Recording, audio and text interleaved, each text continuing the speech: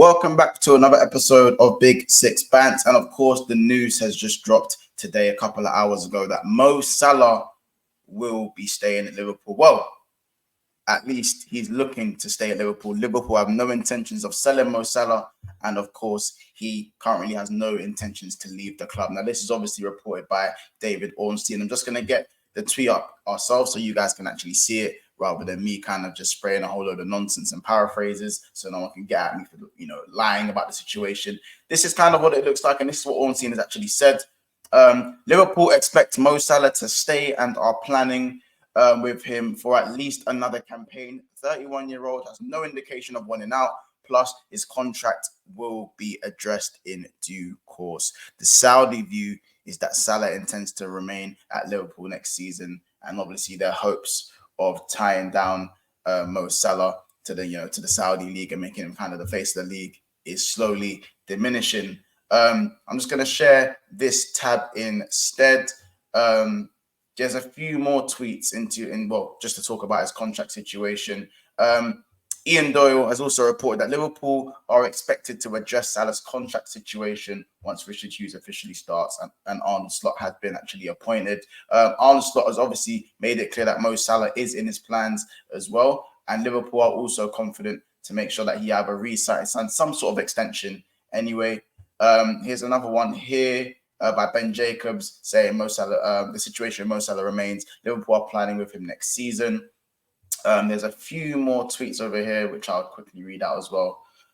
Mo Salah is understood to want a contract extension and would like to finish his career at Liverpool as well. That extra bit that I've said was part of another tweet that I've seen, but this is what David Lynch has reported. And of course, Liverpool and Feyenoord have signed all documents, and Arne Slot's imminent. His move to LFC is basically done. So I believe that's all the Salah stuff there. I'm just going to stop sharing all of that. So basically, let's just keep it as it is. Mo Salah looks to want to stay at Liverpool. He said also that he'd like to end his career at Liverpool. He said it in numerous interviews as well before, but I don't think it's 100% certain. I think this is what's likely to happen if both parties can agree a deal. Here's my opinion on this. Well, first of all, I'll start off with, would I sell Mo Salah? Right now,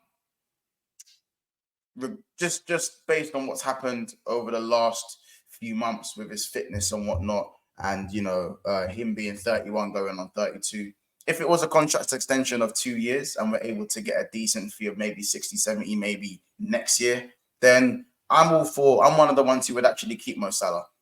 And I'm keeping Mo Salah not on the basis that I think it's time to go, because listen, anyone who wants to sell Mo Salah now, I don't really feel like you guys are saying anything out of turn. I generally feel like selling Mo Salah is something that most people I think would do, or at least 60% of the fan base would be happy to sell him, because he's done what he did. He's fulfilled his deed for the club. He's scored many goals, many assists, won many trophies. Yes, he has his deficiencies in terms of maybe turning up goal-wise towards certain title runs, but he's been a magnificent player for us, definitely a Liverpool legend. And for us to get over 150 million for him at this point would be staggering at the age of 31, even though he's still at the top level. So 150 million for Salah, I wouldn't say no to it. However, if it was up to me, I think I'd keep him for another year and sell him for significantly less, simply because I think the attackers that are around him aren't good enough. If we had good enough attackers around Mo Salah, I generally would think that selling him I'd be more for selling him. But if you look at Diogo Jota, he's not fit enough to be relied on. If you look at Darwin Núñez, the problem for him as an attacker is everything. The problems in his game pretty much lie everywhere, apart from his athleticism and his ability to kind of maneuver and maybe bully defenders at times. If you look at Luis Diaz, his issues lie in the final third, and crossing, I'm guessing, and shooting with both feet. That's just not clinical enough, in my opinion. Of course, Cody Gakpo for me just tends to not be in games enough, and we haven't seen enough of him. In terms of, we haven't seen him have a run of games on the left wing, and in the false nine, he just tends to ghost in games. You just forget he's there. So with those four players not being able, for me, I can't rely on those four guys. I just can't rely on them. So selling Mo Salah for us, for me, I just don't know where the goals will come from. I don't feel like they'd step up. I don't feel like the other players would be consistent enough for Liverpool to do well or to push for one of the big two trophies at all, in my opinion. And I feel like we lose one of the main spine parts. We lose our best attacker. And when you lose your best attacker, you look at the market and you look at who's available. For me, there aren't many right wingers there is no Mo Salah replacement. But there are no right wingers in the market for me at this moment in time who could even replace half the numbers that Mo Salah puts up. I'd love to see a Mohamed Kudus or a Jared Bowen get a look at Liverpool, but that's my personal preference. People might turn their nose up at Jared Bowen, but I think he's a quality player. And for me, he's quite similar to Mo Salah in terms of the way he gets his numbers, the way he's always got an eye for goal. Kudus for me is like a Sadio Mane regen.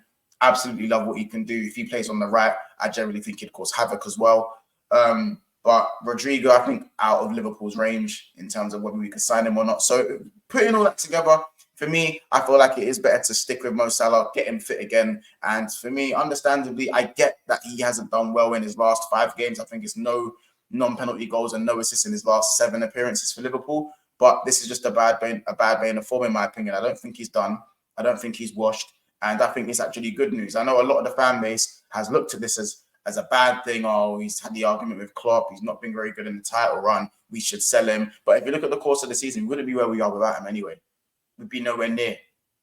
We'd be fighting for top 4, if not going for another league, another run in the Europa League next year. So I think for me personally, I'd keep Mo Salah. I'm really happy about the news. I'm really happy that he's staying. I think this is a chance for him to play Champions League football one more time, to give things another go, to prove himself. I don't think he has to prove anything else, in my opinion. He's been so consistent for so long. But I generally think that rival fans and some fans in our own fan base have been waiting for this kind of dip in form to kind of give the "I told you so," or, you know, they kind of waited for the moment to say, "Oh yeah, we missed Sadio Mane," and give those whole Sadio Mane revisionism. Listen, let it go. Sadio Mane left 2.5 years ago. It's okay.